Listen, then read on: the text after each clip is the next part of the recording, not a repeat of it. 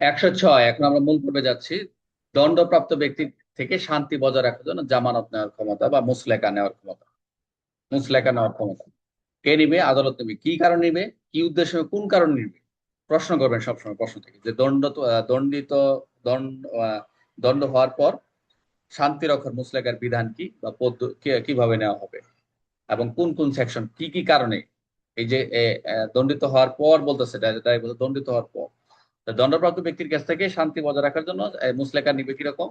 আমরা দেখবেন একে যেটা বলছে, আপনার নিজের মতো করে রিডিং করে নেবেন, এই দুইটা সেকশন রিডিং করবেন। কোন ব্যক্তি পেনাল কোড, আই রিপিট, কোন ব্যক্তি পেনাল কোডের চ্যাপ্টার, এটা অধ্যায়টা কত হবে? অধ্যায় 8 মেবি, দণ্ডবিধির অধ্যায় 8। হ্যাঁ 8 অনুযায়ী শাস্তিযোগ্য অপরাধ অভিযুক্ত কত কত সেকশন। সেকশন হচ্ছে 143, যেটা হচ্ছে বেআইনি সমাবেশ। 143 হচ্ছে বেআইনি সমাবেশ শাস্তি। 149 হচ্ছে এখানে বেআইনি সমাবেশের কার্যক্রম। 153 এটা হচ্ছে যে আপনার শ্রেণী সমূহের মধ্যে যে আহ, যেগুলা এই এই বেআইনি সমাবেশের অধ্যায় 154। তবে এই যে ধারা এই ব্যতীত বলছে ডাইরেক্ট, যে 8-এর অভিযুক্ত, কিন্তু ধারা এই এই এই চারটা সেকশন হতে পরীক্ষা এমসিকিউ দিতে পারে। কোন কোন সেকশন? চারটা, 143, 49, 153 ক বা 154 ব্যতীত। অথবা আক্রমণ, অন্য কোনো শান্তি বিঘ্ন করে অপরাধ, তার উস্কানি, অথবা ক্রিমিনাল ইন্টিমিডেশন, ভয় দেখানো। এই ক্রিমিনাল ইন্টিমিডেশনটা হচ্ছে 506 এর সেকশনের কথা বলতেছে। ক্রিমিনাল ইন্টিমিডেশন মানে ভয় দেখানো, ভয় ভীতি, হুমকি, প্রলোভন দেখাচ্ছে। সেই ব্যক্তি কি করবে? হাইকোর্ট ডিভিশন, সেশন কোর্ট, মনে দেখলে MCQ, high court division, session court, metropolitan magistrate বা প্রথম শ্রেণীর ম্যাজিস্ট্রেট আদালতে দণ্ডপ্রাপ্ত হয়। এই প্রশ্ন আসতে পারে যে এই ব্যক্তিরা যে দণ্ডিত হওয়ার পর যে তাকে যে মুসলিম নিল, এই ব্যক্তির কোন কোন আদালতে তার দণ্ডতা দিচ্ছে। দণ্ডতা হচ্ছে high court division, session court, metropolitan magistrate বা প্রথম শ্রেণীর ম্যাজিস্ট্রেট আদালত দণ্ড হবে। তাহলে কি আদালত মনে করে শান্তি বজায় রাখার জন্য সেই ব্যক্তি থেকে বন্ড নেওয়া প্রয়োজন বা মুসলেকা নেওয়া প্রয়োজন। তাহলে কি করবে? সেই ব্যক্তিকে মুসলেকা নিতে হলে দণ্ড দেওয়ার সময় আদালত সেই ব্যক্তি একটি বন্ড দেওয়ার, অর্থাৎ বন্ড দেওয়ার নিজে দিবে। কিরকম? এখন তার যে অর্থনৈতিক যে বিষয় রয়েছে, তার অর্থনৈতিক সামর্থ্য অনুযায়ী তাকে অনুপাতি করবে। সিকিউরিটি থাকতেও পারে, নাও থাকতে পারে। তবে তুমি এই সর্বোচ্চ 3 বছরের জন্য শান্তি বজায় রাখার জন্য করছো। অবশ্যই 3 বছর, আপনাদের মেনু দেখে একটু ভুল হতে পারে।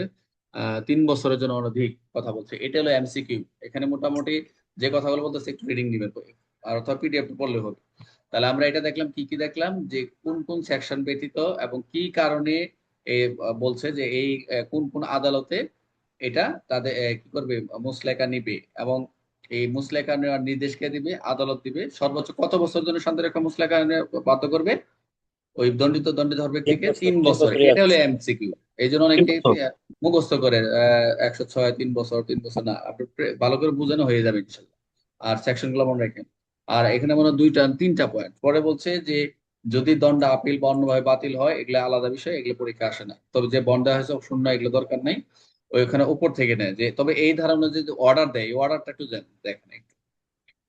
অর্ডারটা কিন্তু আদেশ, আদালত থেকে আদেশ সরাসরি দিবে। যে কি দিবে এই আদেশের ক্ষেত্রে, যে আমরা পাবো সামনে যাই, এই পরে যাই পাবো আদেশের একটু ব্যাখ্যা বিশ্লেষণ।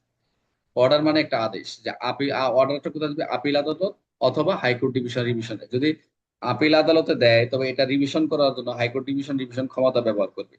তো এটা আদেশটা কি দিবে? আদেশটা বিভিন্ন ধরনের হইতে পারে, একজন ব্যক্তির অপরাধের ধরন অনুযায়ী বিভিন্ন ধরনের। জাস্ট এখানে আদেশটা এইটুকু জানা, অন্য কোনো কিছু দরকার নেই। রিভিশনের ক্ষমতা কোথায় পড়বে? High court division. এটা মনে রাখবে, রিভিশনের ক্ষমতা হাইকোর্ট। তাহলে আমরা যদি সহজভাবে যেটা দেখলাম এখানে, যে ব্যক্তি শান্তিভাবে ভঙ্গ করার অপরাধ দণ্ডপ্রাপ্ত হয়, তাকে শান্তিভাবে বা শান্তি বজায় রাখার জন্য অর্থ জামানত যেতে পারে সর্বোচ্চ 3 বছর। বন্ড বাতিল হবে যদি দণ্ড বাতিল বা আপিলের মাধ্যমে সরানো হয়। আই রিপিট, বন্ড বাতিল হতে পারে মুসলেকা, দণ্ড বাতিল বা আপিলের মাধ্যমে যদি সরানো হয়। যে আদেশ বন্ড বা আদেশ করতে পারে যে আদালত কি? Trial court, appellate division, high court division. Bond আদেশ দিতে পারে trial court, appellate division, high court division. উদাহরণটা কি? একজন ব্যক্তি শহরে গুন্ডামি করবে, অ্যাসল্ট, আক্রমণ করছে, সেশন কোর্ট তাকে দণ্ডপ্রাপ্ত ঘোষণা করছে। সেশন কোর্টে আদালত বন্ড নিতে দিতে হয় যাতে 3 বছর পর্যন্ত, এবং তাকে দিবে যে 3 বছর পর্যন্ত আপনি এই ধরনের কোনো কাজ করতে পারবেন না, গুন্ডামি করতে পারবেন না, অ্যাসল্ট করতে পারবেন। আর ক্রিমিনাল ইন্টিমিডেশনের ক্ষেত্রে যে ভয়ভীতি দেখাইছে, এই যে আমরা বলি না 107 দ্বারা করে আসছি, 6 দ্বারা করে আসছি, আমরা বলি না এরকম। তো এখন ভয়ভীতির ক্ষেত্রে হাইকোর্ট ডিভিশন নিজে দিবে, আর্থিক বন্ড দিবে না। এটা এক একজনের, এখন একজন যে রাষ্ট্র, একজন দেখা গেছে একদম লয়েস্ট একটা ব্যক্তি, তাকে ক্রিমিনাল ইন্টিমিডেশন দিচ্ছে, এখন আর্থিক তার সিকিউরিটি সামর্থ্য অনুযায়ী তার বন্ধ দিবে।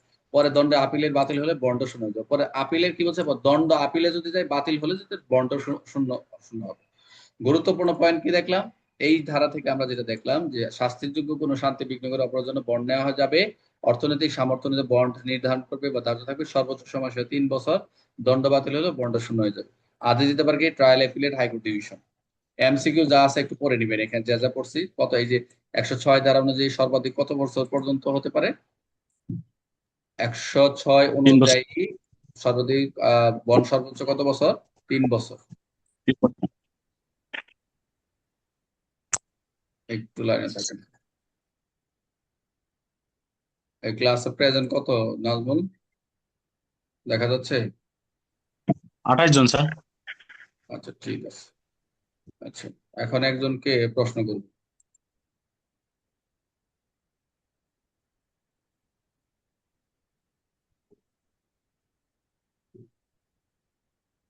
এমসিকিউ যেগুলো আছে এগুলো একটু আপনারা দেখে নেবেন, এখানে কোনো এমসিকিউ গুলো ভেরি ইম্পর্টেন্ট, এগুলো যেগুলো আছে এগুলো একটু পড়ে নেবেন। ঠিক আছে, এমসিকিউ এখানে যতগুলো আছে। এখন আমাকে বলেন একজন যে 106 ধারাটা কি, রাজু কথা কেউ বলবেন না, যারা নতুন তারা বলবেন।